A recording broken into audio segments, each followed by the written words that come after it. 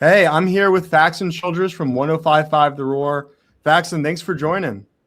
Yeah, excited to be here and excited to talk some ball. I've got some, I'll call them theories about Clemson football right now, some things I'm thinking through, and I want to run them by you. Feel free to fully agree, fully disagree, or somewhere in between. I want to get your reaction, some of my initial kind of early thoughts on what we're going to expect or what we can see from Clemson football. I'm going to start on offense. I'm going to throw some stuff at you.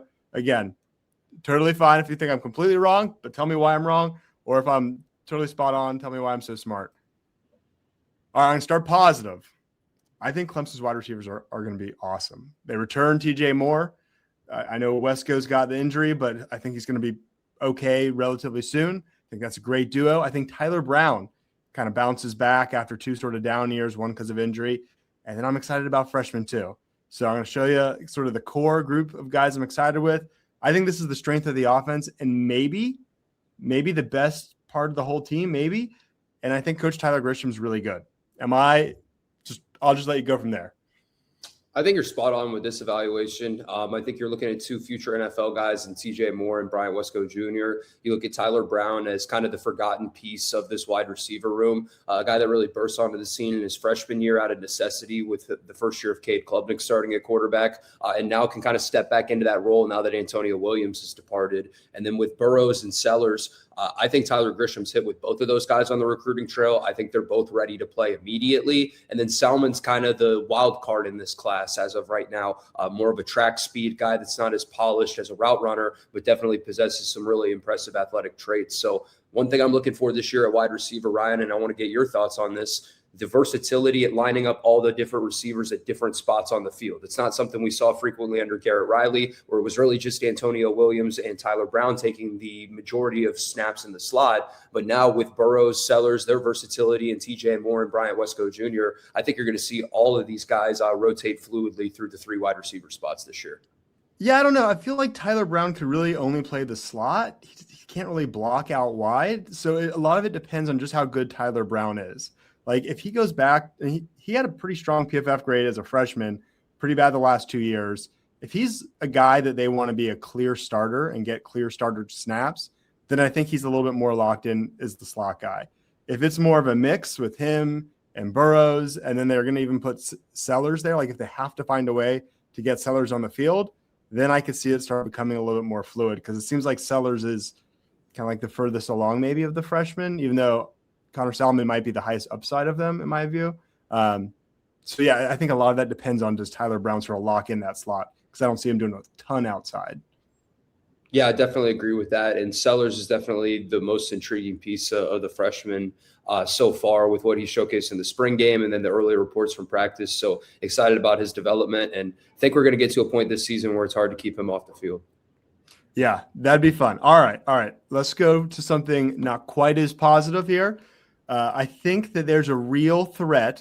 So I'm setting these up as kind of like SWOT analysis: strengths, weaknesses, opportunities, threats. The threat is none of that matters if the quarterback play, like if Vizzina is pretty limited and is like very much a game manager, and Reynolds, he didn't even have a senior season of high school. If he's maybe making mistakes, sounds like Chris Denson's not really going to be a power four quarterback. I think there's a lot of downside at quarterback, I'll say. Am I wrong about that, or is that a very realistic risk? I think the skepticism is warranted to a certain extent. I will say I feel like whoever's playing quarterback for Clemson is going to be insulated by a pretty good supporting cast around them. And that would be the reason I'm a little bit higher on the quarterback room than you may be. With Vizzina, I think it's fair to say that maybe we've seen some limitations in the limited action that we've seen from him thus far. But he also did play pretty well in that second half of the SMU game, which was really the only, extended reps that we've seen him of. I know, see, you got the yards per attempt graphic up, and Vizzina hasn't really been able to cut the ball loose yet throughout the course of his career. So maybe that's something Chad Morris wants to incorporate further, regardless of who's playing quarterback. But I definitely think it's fair to have some skepticism at that position because you have one power four start amongst the entire room, and it's coming from Vizzina. Well, so this has been my criticism kind of the entire offensive staff and Coach Swinney last year is at a certain point, the season was kind of over and they still weren't really working Vizzina in. Didn't play him against South Carolina, and then, which is fine, but then didn't play him at all in a Pinstripe Bowl where Klubnik wasn't that good. The game kind of didn't matter, and you're losing anyway, and the offense looks bad. So maybe Coach Swinney is a genius and is hiding him from other teams trying to poach him.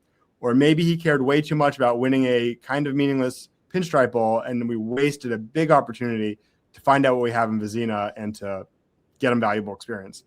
Did you think it was weird that he didn't play even a snap in a pretty bad Pinstripe Bowl? Yeah, I mean, I thought the way that the bowl game protocol was handled was a bit peculiar, but I also think at that point, Dabo was just riding it out with his senior. We live in a college athletics landscape where you don't get a lot of multi-year starters anymore at key positions. You don't get a lot of four-year guys at the same school. So I think Klubnik's willingness that he expressed to play in the game garnered a little bit of respect from Coach Swinney, and that was more of a political nod, if you will, than anything to do with what was going on the field. I think it's fair to say Tait played poorly. There were a ton of drops. Tyler Brown was terrible in that game, especially on the first couple drives, and kind of killed your momentum early. But in an ideal world, you'd like to have a little bit more comfort at this position, right? And that directly coincides with playing Christopher Vizzina more. I also thought there were a couple times absent of the just Pinstripe Bowl or South Carolina game where it might have made sense to make a switch mid-game at previous points on the schedule. Halftime of the Troy game, I thought could have been a logical time to pivot to QB2. But I think a lot of this was financial investment that was made in Cade, preseason expectations, how well he performed in 2024.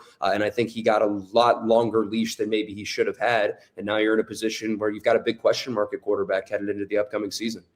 Yeah, I mean, I thought either they would play Vizzina in the Pinstripe Bowl, kind of prove to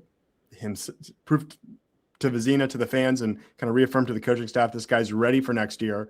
Or if they didn't do that, it was because they didn't care and they were going to go get a portal guy. So for neither of those to be true was really shocking to me. Now, maybe we'll find out that Coach Swinney's a genius and he was hiding them, because I thought he was great against SMU. A little slow early, and that's kind of why I made this graphic here.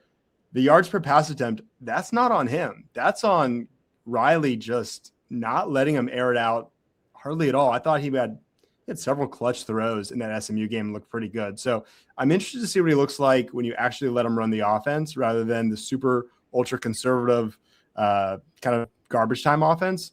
So I like Vizzina, but it's weird how it was treated.